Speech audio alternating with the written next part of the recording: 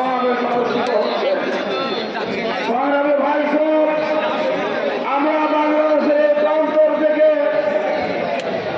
গোটা মুসলিম মিল্লাতকে ফিলিস্তিনি ইস্যুতে ঐক্যবদ্ধ হওয়ার আহ্বান জানাচ্ছি। আমরা আহ্বান জানাচ্ছি ফিলিস্তিন প্রশ্নে গোটা মুসলিম মিল্লাতকে ঐক্যবদ্ধ হয়ে ইসরায়েলি শক্তির বিরুদ্ধে ঝাঁপিয়ে পড়তে হবে।